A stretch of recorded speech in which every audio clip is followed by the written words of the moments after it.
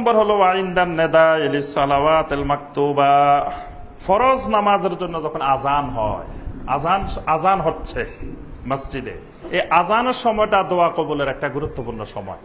আপনি আজানের জবাবও দিবেন, ফাঁকে ফাঁকে আপনার দোয়াগুলা করে ফেলবেন আজানের মধ্যে। ধরেন আজান দিতে 5 মিনিট সময় লাগতেছে, 3 মিনিট সময় লাগতেছে, এই 3 মিনিটের মধ্যে আজানের জবাবও দিবেন, সাথে সাথে আল্লাহর কাছে দোয়াগুলোও করে ফেলবেন। এই আজান যতক্ষণ চলবে এতক্ষণ শয়তান থাকে না, শয়তান দূরে চলে যায়। শয়তান আজানের আওয়াজ শোনার সাথে সাথে শয়তান পালিয়ে যায়।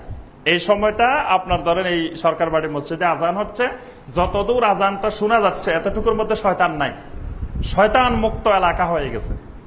এই সময় আপনি আল্লাহর কাছে যে দোয়াটা করবেন আল্লাহ পাক সেই দোয়াটা কবুল করবেন। নবী সাল্লাল্লাহু আলাইহি ওয়াসাল্লাম বলছে দুটা সময় আছে যে সময় দোয়া আল্লাহ পাক ফেরত দেন না। একটা হলো আর দোয়া ও ইনদান নেদা, আজানের সময় দোয়া, আর আজানের সময় জমিনে আল্লাহর রহমত বর্ষিত হইতে থাকে। সুবহানাল্লাহ। এই জন্য ওই সময় আল্লাহর কাছে দোয়া করা।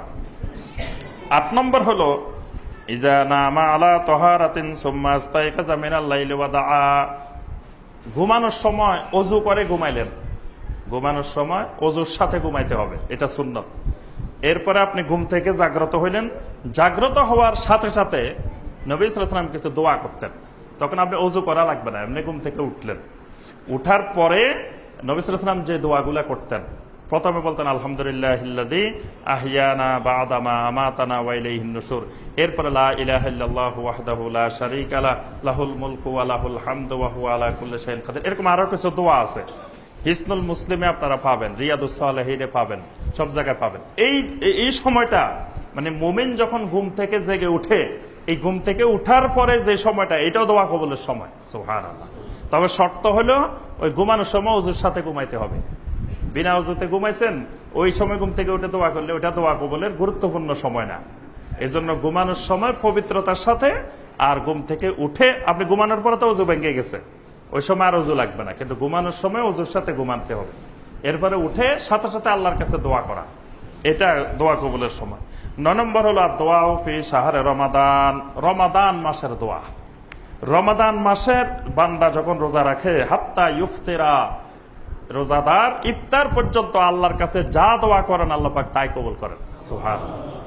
10 নম্বর হলো বাদাজ জাওয়াল, বাদাজ জাওয়াল, বাদাজ জাওয়াল মানে সূর্য যখন মাথার উপরে আসে তার থেকে যখনই একটু পশ্চিম দিকে একটু সরে যায় এটাকে বলা হয় জাওয়াল। যখন জোহরের ওয়াক্তটা শুরু হয়, যেমন এখন জোহরের ওয়াক্ত শুরু হয় কয়টায়? 12টায়। আমরা নামাজ পড়ি তো 1:15টায়, ধরেন জোহরের জামাত।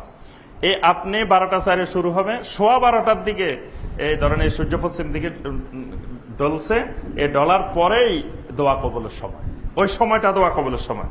নবী সাল্লাল্লাহু আলাইহি ওয়াসাল্লাম এই সূর্য পশ্চিম আকাশে ডলার আগেই গোসল করে ওযু করে প্রস্তুতি নিয়ে বসে থাকতেন।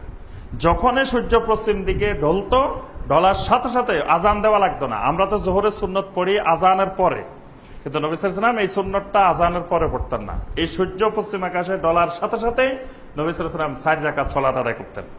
আর সালাত আদায় করে বলতেন ইন্নাহা সাআতুন তুফতাহু ফিহা আবওয়াবুস সামা। নবী সাল্লাল্লাহু আলাইহি ওয়াসাল্লাম বলতেন এই সময়টা এমন একটা সময় যে সময় আসমানের সকল দরজাগুলা খুলে যায়। সুবহানাল্লাহ। ওই সময় আকাশের আসমানের দরজাগুলা সব খুলে যায়। ওয়া উহিব্বু আন ইয়াসআদা লি ফিহা আমালুন সালিহ, আমি পছন্দ করি এই সময় এই ফাঁকা দরজা দিয়ে আমার কিছু আমলে সালেহ আল্লাহর কাছে চলে যাক। সুবহানাল্লাহ। যেহেতু দরজা সব খোলা, এই সময় আপনি যেটা আমল করবেন সেটা ডাইরেক্ট চলে যাবে দরজা খোলা অবস্থায়।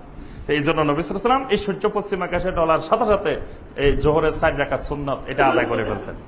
তাহলে আমরা ওই সময় জোহরের সুন্নত আদায় করতে পারি, আবার আল্লাহর কাছে দোয়াও করতে পারি। এবং এই সময় দোয়াটা আর আসমানের কোনো ফাঁকা থাকবে না, মানে কোনো প্রতিবন্ধকতা থাকবে না, দরজা সব খোলা, আপনি সরাসরি আল্লাহর কাছে এই সময় দোয়া করবেন। এজন্য এই সময়গুলা হলো দোয়া কবুলের সবচেয়ে গুরুত্বপূর্ণ সময়।